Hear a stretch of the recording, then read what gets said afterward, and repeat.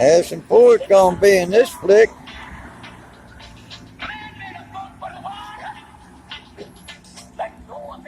Harrison Ford.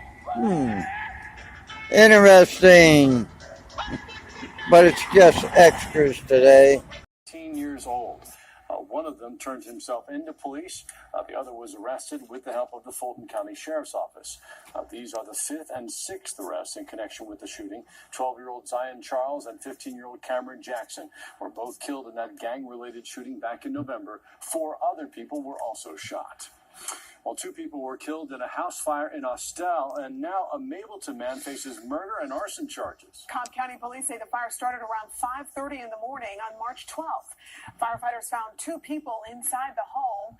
Both were taken to the hospital where they later died. Several animals were killed in the fire as well. Police arrested Robert Smith. He's being held without bond. It's still unclear if Smith knew the victims. A toddler caught on camera stealing a package off someone's doorstep as a teenager looks on. That teen was also seen on surveillance video taking a package. It happened at an apartment complex in Stockbridge. Fox 5's Deidre Dukes is live in Henry County tonight. And Deidre, you spoke with the victim. And that victim is very upset. She worries that this toddler is being taught to steal. So she's sharing this video in hopes someone can identify these girls and she can get them the help they need before someone gets hurt. A neighbor's doorbell camera recorded the disturbing crime. A teenager stealing packages with a toddler in tow from Adriana Gaither's front door. You see, it looks like a teenage girl come up the stairs with a little, maybe 2 or 3-year-old little girl with her. It happened at the Glenn at Lanier Crossing Apartments in Stockbridge earlier this month. Gaither got an alert that the packages were delivered the afternoon of March 11th. But when she went to collect them, they weren't there. Surveillance video showed the girls come through the apartment breezeway just moments after a delivery driver drops off the packages. She looked at the camera, the teenager saw the camera, and then the little girl went to grab the package. He told her to put it back, and then maybe a minute or 2 minutes later, then she sent the same little girl to grab the package, and then she ducked down and then grabbed the second package. Gaither couldn't believe it. I have a niece around that age, so it's just shocking to just know that someone that young is helping commit a crime. Gaither's mother-in-law was so upset, she posted the video on social media. Appalled, someone is teaching a baby how to steal. And this could be a babysitter that's taking a child around, to steal, and the parents may not know about it. And hopefully it's not the parents or the sister or the auntie, or hopefully it's not them. Gaither believes the girls may live at the complex and fears for their safety. Like, say if someone would have had a dog or anything, they could have opened the door and it's like a dog could have got the little girl, or anything could have happened, like, because they're kids. Now, Gaither has filed a police report asking that anyone with information contact the Henry County Police Department. In Stockbridge, Deidre Dukes. Customer service, it can be hard for customers to know which account is the right one. Experts recommend contacting your bank directly if you need anything. Well, today, Fox 5's own Elise Eady took part in the She Leads Women's Empowerment Summit as a moderator. The summit took place at the Atlanta Hawks practice facility all day. Today's event included a number of different fireside chats, panels, and breakouts, all aimed at empowering women in the workforce. We spoke with one of those executives at the summit who discussed the importance of events like these in Atlanta. We have women who have experienced a lot of amazing things in their career, and I think it's an obligation for us to share what we've learned with others. And today is a day that we are sharing, we are pouring back, and I think that's very important, and we're really excited to be able to do that. Women from all over the metro came to take part in the She Leads program, including business executives, members from the Hawks and Dreams front offices, community leaders, and more. They're letting out rapists, they're letting out murderers who go back and re-terrorize their neighborhoods and keep wreaking havoc. We saw this in 2020, the George Floyd protests throughout the country. When they were burning buildings down, a lot of those buildings that got burnt down and got trashed were of Black business owners. So the people who say that they're for us are actually enacting the policies and engaging in the actions that have the most destructive impact on the community. So again, that it sort of comes back to and just brings back to the idea that this is going to happen at the local level from the bottom up with individuals making decisions to change, but those decisions are only going to be made once people sort of take more of an effort to become mentors and go in and show people a better way, show them how to do these things. If I came up to you and said, Josh, I want you to build an engine for your car, like your engine. If you don't know anything about cars, you're not gonna know where to start. You're gonna need somebody to show you a video, show you an engine, go through a couple things, show you which tools to use, and give you at least a foundation on how to do that for you to even have a fighting chance. And that's the thing. We're asking a lot of people to build a car engine without showing them what a wrench is. He should be suspended from office. And I would be voting alike all the time. Retired Georgia Supreme Court Chief Justice Leah Ward Sears will be a member of both committees, joined by 2 tax commissioners from around the state and 2 commissioners for the second review panel. They must decide what to do with these 3 elected officials: Chairman Ramona Jackson Jones, Commissioner Henry Mitchell, and Tax Commissioner Greg Baker, indicted more than 3 weeks ago for allegedly steering a cleaning contract to the company of this man, Anthony Knight, also under indictment. Anthony, Randy Travis with Fox 5 News. Last year, we visited Knight's Douglasville home, covered with campaign signs and bumper stickers for 2 of the elected officials who would later be indicted with him. Did you ever ask any elected officials to help you with that bid? No, I did not. Not even Mr. Mitchell? No. Whose sign you have here in front on your... No. We received quotes from 3 different firms. One of the other defendants is Bill Peacock, who served as purchasing director when the cleaning contract was approved. In this 2018 meeting, a commissioner asks why the contract was awarded before the full commission had a chance to vote on it. So yes, we got the cart before the horse on this. So we're just coming now and asking for the full board to approve the award of a contract. I'm just concerned that we did put the cart before the horse. We did. I assume that's legal. Well, it will be if you approve it. It was approved by a 3-2 vote, the chairman and Mitchell voting yes. Peacock has since retired and moved to Utah. Lester Tate is his attorney. Bill Peacock is absolutely innocent of any criminal charges. The only thing Bill Peacock is guilty of is being an outstanding purchasing director for the county and following the direction of the county elected officials. Jackson Jones is the only one of the 5 who was indicted on a second count of lying to the GBI. According to prosecutors, the chairman told 2 GBI agents she did not sign the contract before it went through the Douglas County Board of Commissioners. The Fox 5i team obtained a copy of that signed contract. It's dated June 26, 2018. The full commission did not approve it until 6 weeks later. Jackson Jones and Mitchell continue to vote on county business despite the indictment. In a statement, the chairman's attorney, Clint Rucker, said his client continues to vehemently deny all allegations of any wrongdoing as alleged in the indictment and looks forward to the opportunity to have this case decided in a court of law and not the court of public opinion. Mitchell has not returned requests for comment. The decision was made to award that contract to SNA Express. As for Peacock, he testified before a special purpose grand jury that originally investigated the cleaning contract, the only one of the 5 to do so. Would he cooperate with authorities if they offered him a deal? Well, I think Bill Peacock is certainly open to doing anything that sheds light on this that does not put him in further jeopardy. Was running away from police after he'd gotten into a verbal dispute at a Manhattan bodega. He displayed a revolver and a semi-automatic rifle. A Good Samaritan got in the way, pushed him, and held him until police caught up. The gunman had ditched the rifle during the chase, but law enforcement was able to recover both weapons. The runaway was charged with possession of firearms after a felony conviction. He faces up to 15 years in prison if convicted. And in Florida, security guards stopped an armed man at a strip club. Tampa police released this security footage from Sunday, warning this footage also shows violence. A man tried to walk into the club wearing a red and black devil mask and carrying a firearm. Before he could enter the club, the video shows a security guard grabbing the weapon. The 2 fought as other security guards jumped in. They were able to disarm and subdue the man. Police say 3 security guards suffered minor injuries from the struggle, but no one was hurt inside the establishment. The gunman faces several charges, including aggravated assault with a deadly weapon and battery. Police are looking for a motive for his actions as part of their investigation.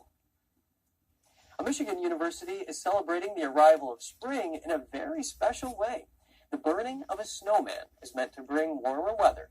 The tradition has been around for half a century and involves setting fire to a wooden snowman skeleton covered with straw, wire, paint, and paper. A sign that burned along with it read, "Burn Negativity." It all took place Monday on the campus of Lake Superior State University. It's located in Michigan's Upper Peninsula near the Canadian border. At the end of the event, students from the school's fire science program show with John Ma today. They'll have detailed analysis on the Fed's decision and how you can protect your money. Some military doctors are saying kids as young as 7 can make their own health decisions. They also say children experiencing gender dysphoria should be given medication right away. Here's the story. A number of Department of Defense or DoD doctors wrote an article for the March edition of the American Journal of Public Health. The doctors wrote, compared with their siblings without gender dysphoria, transgender youths seen in the military health system had over 5 times greater odds of a mental health diagnosis and 7 times greater odds of suicidal ideation or self-harm. They went on to say that puberty blockers and hormones can mitigate those risks, while criticizing that among military-affiliated physicians in the military health system, 87% indicated they did not have sufficient training to prescribe gender-affirming hormones to transgender adults, and 53% said they would not prescribe gender-affirming hormones regardless of training. The DoD was asked by Fox News whether it's planning to offer such trainings, and responded, "The Department of Defense will train its healthcare providers in keeping with current science and best medical evidence. Such decisions wouldn't only affect transgender adults." The doctors write that prior research has found that children can begin participating in their medical decision-making as early as age 7 years, with gradual increases in decision-making capacity. The DoD also told Fox News that medical decisions are made in consultation between a minor and their guardians. 8 states, including Florida, have passed laws or policies that restrict cross-sex procedures for minors. Florida Governor Ron DeSantis said on the issue, "Children are not guinea pigs for science experimentation, and we cannot allow people to make money off mutilating them." The authors of the article suggested healthcare providers might have to act illegally. They say that DoD doctors may be forced to choose between withholding recommended and medically necessary treatments to act in accordance with state law and providing ethical and evidence-based treatment while facing legal or financial persecution. NTD reached out to the Department of Defense for comment, but didn't immediately hear back. The United Nations. What little boy hasn't slipped his foot in his mother's high heel just to see what it felt like? Does that mean he wants to be a girl? But if you've got people saying, yes, that's what it does mean. And what do you really think? And they're always pushing these ideals. Of course, a lot of children are going to be deceived by that. Right. And that's why so many who have gone down that path end up severely depressed. Suicides are high in that population. And it's child abuse to actually subject a child to something like that. Since you studied the brain so much, I'm just curious, at what point in the brain's development would you say it's appropriate for a human being to start making choices of that nature? Well, the brain does not mature until your mid-20s. So, an 8, 9, 10, 11, 12, 13-year-old is certainly not equipped to make those kinds of decisions. That's why they have parents to protect them, to guide them. And then you have these people who come in and psych out the parents, saying, you want to really have a child who's unhappy and grows up, and they psych the parents out. Parents have got to be smarter than this. My final question to you, Dr. Carson, is do you ever plan to run for office again, and or would you serve in a future administration?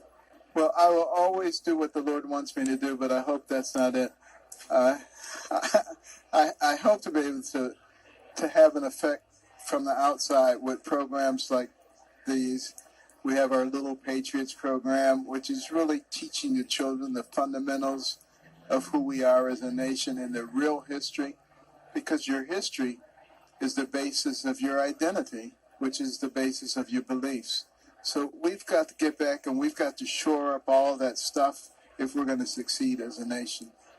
Thank you, Dr. Carson. As always, thank you for your faith, for your passion, and everything you're doing, especially with the American Cornerstone Institute. Thank you, sir. The report is being targeted by the CCP. That includes tradition, music, dance, religion, language, poetry, and more. The CCP is also destroying mosques and other religious sites and restricting the use of regional languages. The report says this is part of a broader campaign of genocide in the region of Western China known as Xinjiang. UNESCO is the UN cultural agency that serves to protect cultural heritage around the world. The report charges UNESCO with remaining silent when it should speak up. Peter Irwin of the Uyghur Human Rights Project asks, where is UNESCO when the Chinese government is literally destroying the identity and culture of Uyghurs? Irwin believes UNESCO is refusing to speak out due to the funding it receives from China. Meanwhile, the UN Human Rights Council took the rare step of voting down a motion to discuss human rights abuses by China against Uyghurs in October of last year. There can be no doubt about the gravity and the scale of what has been reported in Xinjiang. It was only the second time in the Council's 16-year history that a motion was rejected. The vote was seen as a blow to the credibility of the United Nations itself. No country, no matter how powerful, should be excluded from Council discussions. UNESCO continues to acknowledge the Chinese regime as the protector of Uyghur heritage in the region. Uyghurs and Muslims are among many groups that experts in human rights monitor say are persecuted by the CCP. Other victims include practitioners of Falun Gong, Christians, Tibetans, and more. Daniel Monahan, NTD News. Former President Trump revealed his plan to dismantle what he calls the deep state yesterday. It's part of his Agenda 47 for 2024. Meanwhile, demonstrators both in support of and against him took to the streets. NTD's Jeremy Sandberg has more on Trump's 10-point plan. They're all sick, and it's fake news. Trump vowed to aggressively remove rogue bureaucrats, uproot corrupt actors in the national security sector, and rework FISA courts if elected in 2024. He plans to create a Truth and Reconciliation Commission to declassify and publish all documents on deep state spying, censorship, and corruption. He's promising to crack down on government leakers that he says collude with media to create false narratives, and says he will ask Congress to create an independent auditing system to monitor intelligence agencies to make sure they're not running disinformation campaigns or spying on citizens. He's also proposing term limits for members of Congress. This is how I will shatter the deep state and restore government that is controlled by the people and for the people. Reactions to Trump's possible upcoming indictment were mixed in New York on Tuesday. Both supporters and adversaries were on the streets making their stance known. Ridiculous. I don't want him to be elected in the next election. He should get arrested and he shouldn't be involved in U.S. government at all. The DA should focus on crime in New York. Yeah. You should focus on crime in the city. Proponents in other parts of the country, like Alabama and Florida, said they were not protesting, but rallying in support of Trump instead. We're not going to just lie down and pretend that this is normal or that this is right. It's not right. They've spent millions of U.S. tax dollars coming after him instead of working with him to help our country. And I think it's ridiculous, but like I said, it's benefiting Trump in the long run. I love our governor, but Trump's our man. Trump is holding his first 2024 campaign rally in Waco, Texas on Saturday. Jeremy Sandberg, NTD News. The State Department is facing a deadline to provide documents on the Afghanistan withdrawal. The chairman of the House Foreign Affairs Committee sent a letter to Secretary of State Antony Blinken. Congressman Michael McCall said in the letter that the State Department must send at least 3 requested documents by the end of today. McCall said the committee will issue a subpoena if the materials are not produced before March 23rd, the day of Blinken's testimony before the committee. A State Department spokesperson said the department is providing hundreds of pages of documents and will continue to do so, but he said he could not answer when the department would provide the 3 specific documents most urgently requested. And coming up, Utah has a new state flag. The modernized flag aims to showcase the state's industriousness and landscape. Find out what it looks like just after this break. Money laundering and lying related to COVID-19 relief money. Joseph Harding served 2 years in Florida's House of Representatives as a Republican and now faces up to 35 years in prison. His indictment says he filled out COVID relief forms for fake businesses. One was called Back Shack Inc., and the other Harding Farms. In total, he applied for $150,000 in loans. The indictment says he claimed the companies had over 6 employees and made $800,000 the previous year, but the businesses were actually dormant. Harding allegedly received the loan money while still in office and then illegally transferred some into various bank accounts and put some towards credit card debt. A group of Welcome from Vancouver, Canada. And we've been hearing a lot here in the U.S. about election interference in Canada and Chinese Communist Party involvement. Now, what's going on over there? So the public is now seeing that the Chinese United Front is influencing a lot of what's happening politically. Our intelligence agency, CSIS, the Canadian Security Intelligence Service, has released some documents. They've been leaked to a reporter. Some of the politicians in ridings in Papineau and in Montreal received donations from United Front related entities, and the money stemming back to China and the diaspora that they are attempting to control. This has been going on for quite some time, and the intelligence services, some law enforcement, and certain individuals that have been trying to raise awareness around the issues with the United Front Work Department. What the intelligence agency is saying is that they've briefed the Prime Minister's office on the information that is in these documents, and that there were recommendations made not to have one of the politicians, be backed and into that position. Han Dong is the name of the individual, and that's what's really starting to cause concern that, people knew about this, the intelligence service knew about this. And in fact, one politician went so far as to say, we should actually have an inquiry into the intelligence agency. People are calling for a public inquiry into what happened, and the Prime Minister right now is diverting attention and saying that he'll investigate and he will use his appointed intelligence associations and what was supposed to be like an oversight committee, but they're appointed by the Prime Minister to look into it. So it's basically the Prime Minister saying he'll investigate himself, and people are not happy with that and not satisfied. Well, you're telling me that this is something that we've been aware of for some time, but somehow we've kind of lost focus. So tell me about that. This is something you actually know quite a bit about, I think. The elements of hybrid warfare, which is, one of the big ones is sharp power, which is political influence and leveraging, propaganda. And that's where we see the United Front Work Department. And just very briefly, Scott, if you could just jump in and remind people what the United Front Work Department is of the Chinese Communist Party. So the United Front Work Department is called the Magic Weapon. That's what Xi Jinping has titled it. And it's basically an element that is designed to do two things, intelligence and propaganda. So they go out into the world and the community, and to be honest, Vancouver is at ground zero in Canada, likely in North America.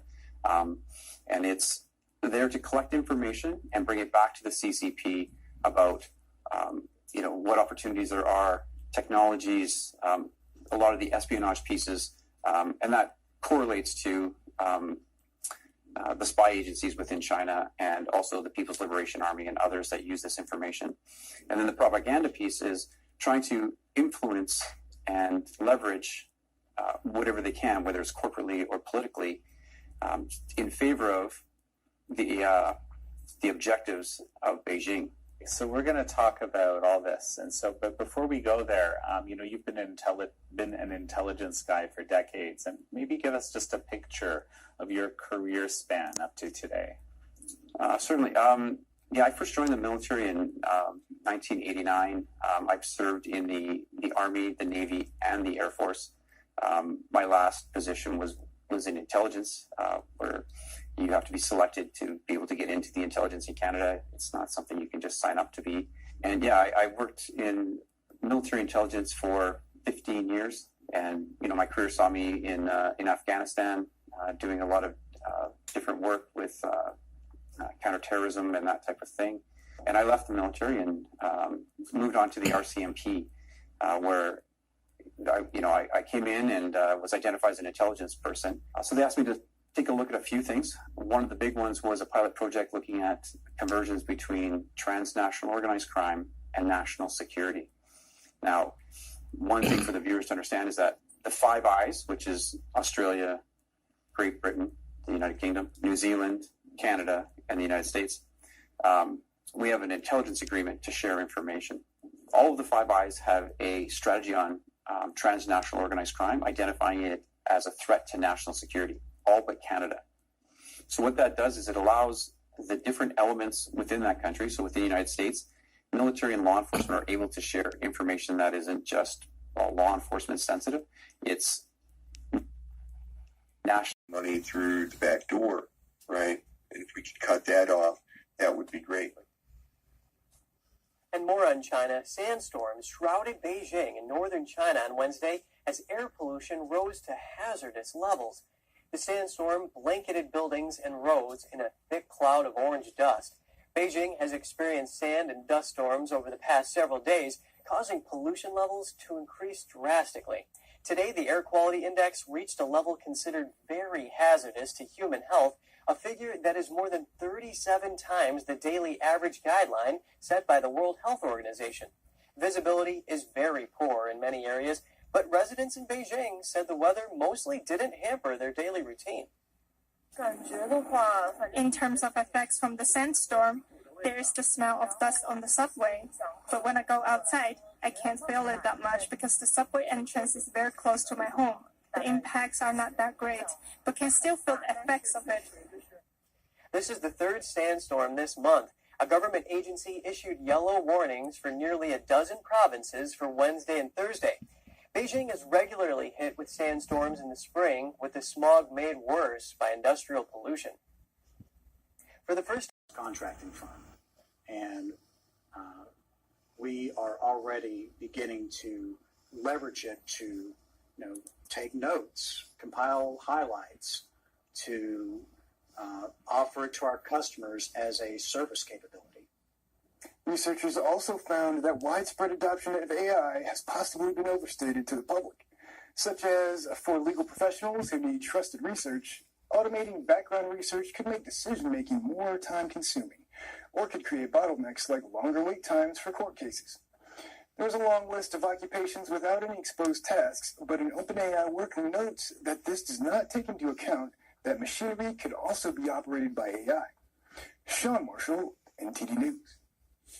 Voices was able to give families a sample of a recipe they can prepare today with the box that they have received from Serve Musk Ministries in the Atlanta Braves.